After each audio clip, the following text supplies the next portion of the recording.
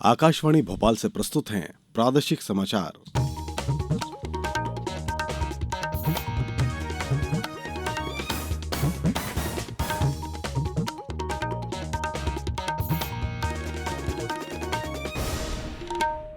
नमस्कार। समाचारों के साथ मैं शरद बाघेला। सबसे पहले इस बुलेटिन के मुख्य समाचार।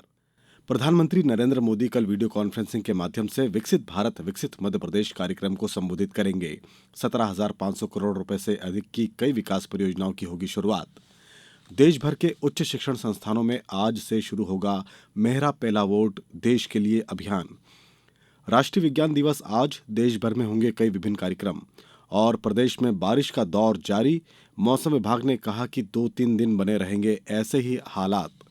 अब समाचार विस्तार से। प्रधानमंत्री नरेंद्र मोदी कल वीडियो कॉन्फ्रेंस के माध्यम से विकसित भारत विकसित मध्य प्रदेश कार्यक्रम को संबोधित करेंगे। श्री मोदी मध्य प्रदेश में 17,500 करोड़ रुपए से अधिक की कई विकास परियोजनाओं की आधारशिला रखेंगे और राष्ट्र को समर्पित करेंगे। ये परियोजनाएं सिंचाई, बिजली, सड़क, रेल, जलापूर्ति, कोयला उद्योग जैसे महत्वपूर्ण क्षेत्रों से संबंधित है। वो मध्य प्रदेश में साइबर तहसील परियोजना की शुरुआत भी करेंगे। प्रधानमंत्री 5,500 करोड़ रुपए से अधिक की सिंचाई परियोजनाओं की आधारशिला रखेंगे।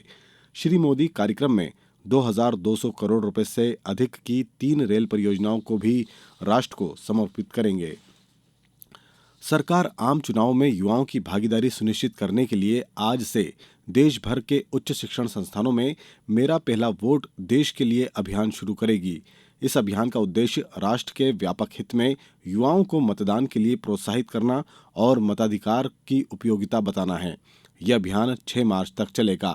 केंद्रीय शिक्षा मंत्री धर्मेंद्र प्रधान ने सभी उच्च शिक्षण संस्थानों को अपने अपने परिसरों में मतदाता जागरूकता अभियान चलाने को कहा है।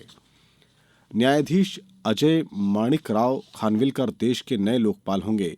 राष्ट्रपति द्रौपदी मुर्मू ने 6 सदस्यों के साथ उनकी नियुक्ति की है। न्यायाधीश लिंगप्पा नारायण स्वामी, न्यायाधीश संजय यादव और न्यायाधीश ऋतुराज अवस्थी लोकपाल के न्यायिक सदस्य होंगे।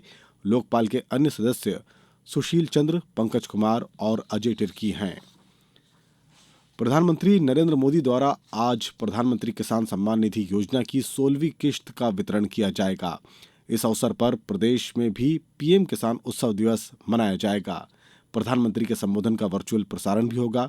राजस्व विभाग के प्रमुख सचिव निकुंज श्रीवास्तव ने प्रदेश के सभी जिलाधिकारियों को इसके लिए आवश्यक निर्देश जारी किए हैं। इसे जिला और विकासखंड स्तर पर प्रोजेक्टर पर बड़ी स्क्रीन के माध्यम से भी प्रसारित किया जाएगा। खरगोन नगर पालिका क्षेत्र के लिए वर्ल्ड बैंक के सहयोग से जलावर्धन योजना का कार्य लगभग पूर्ण कर लिया गया है। 93 करोड़ रुपए की लागत की इस योजना से खरगोन नगर पालिका क्षेत्र की 2 लाख से अधिक की आबादी लाभान्वित हो रही है। इस परियोजना से 28,500 परिवारों को उनके घर पर ही नल के माध्यम से 135 लीटर प्रति व्यक्ति प्रतिदिन की दर से स्वच्छ पेयजल मिल रहा है। परियोजना के तहत कुंदा नदी से पानी लेकर खरगोन नगर की प्यास बुझाई जा रही है। जल शोधन के लिए 30 एमएलडी का जल शोधन संयंत्र स्थापित किया गया है। 330 किलोमीटर लंबी पाइपलाइन के माध्यम से नगर में जल वितरण की व्यवस्था की जा रही है। अब समाचारों में वक्त है एक ब्रेक का। ये समाचार आप आकाशवाणी भोपाल से सुन रहे हैं। हमारे समाचारों को अब आप कभी भी और कहीं भी अपनी सुविधा के अनुसार सुन सकते हैं। ये समाचार बुलेटिन यूट्यूब, ट्विटर और फेसबुक पर AIR न्यूज भोपाल पेज पर सुने जा सकते हैं। इसके अलावा आप हमारी वेबसाइट newsonair.com पर या AIR न्यूज ऐप पर भी समाचार सुन सकते हैं। ब्रेक के बाद समाचारों में एक बार फिर आपका स्वागत है। आज राष्ट्रीय विज्ञान दिवस है। इस वर्ष के विज्ञान दिवस का विषय विकसित भारत के लिए स्वदेशी तकनीक है, जो भारत के विकास भविष्य को आकार देने में घरेलू प्रौद्योगिकियों के महत्व पर जोर देती है।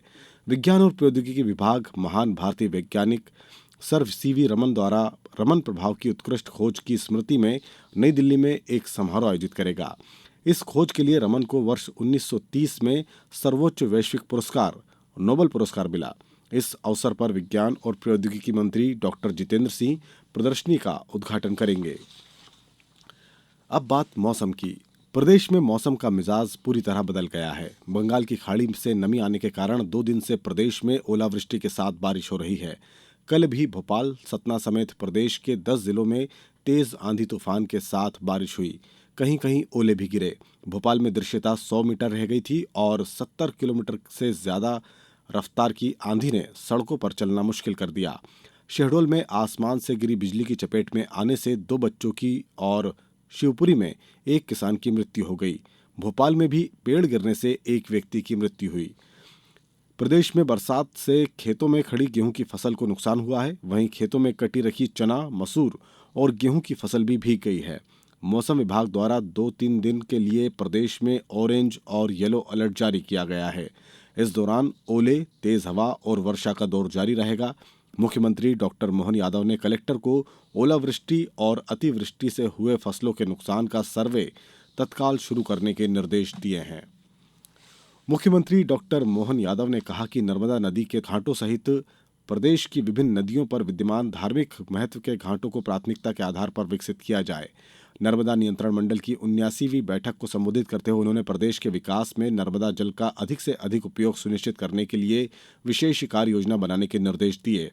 बैठक में जल संसाधन मंत्री तुलसीराम सिलावट, लोक निर्माण मंत्री राकेश सिंह, ऊर्जा मंत्री प्रद्युमन सिंह तोमर, मुख्य सचिव श्रीमती वीरा राणा, नर्मदा घाटी विकास प्राधिकरण उपाध्यक्ष डॉक्टर राजेश राजोरा और अन्य अधिकारी उपस्थित थे। राष्ट्रीय स्वास्थ्य प्राधिकरण ने आज आभा आधारित स्कैन और शेयर सेवा के माध्यम से ओपीडी पंजीकरण के लिए 2 करोड़ से अधिक टोकन जारी करने का एक महत्वपूर्ण मील का पत्थर हासिल किया है।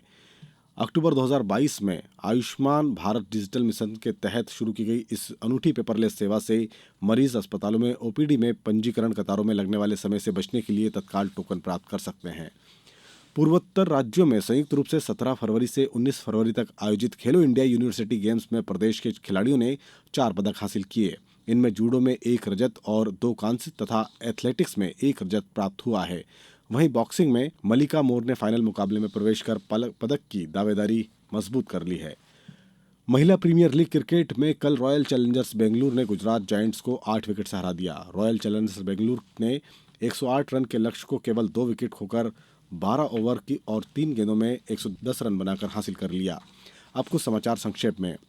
बैतूल जिले के लगभग 98.84 करोड़ की लागत के 214 निर्माण कार्यों का भूमि पूजन कल भोपाल में आयोजित कार्यक्रम में वर्चुअल माध्यम से किया जाएगा। इंदौर जिले में बच्चों को जापानी बुखार से बचाने के लिए जेई टीकाकरण अभियान शुरू हुआ। अभियान का शुभारंभ सांसद शंकर लालवानी ने शासकीय पीसी सेठी चिकित्सालय में किया। राजगढ़ जिले में अनुविभागीय अधिकारी राजस्व नरसिंहगढ़ द्वारा ग्राम पीलूखेड़ी औद्योगिक क्षेत्र में कई फैक्ट्रियों का औचक निरीक्षण किया गया।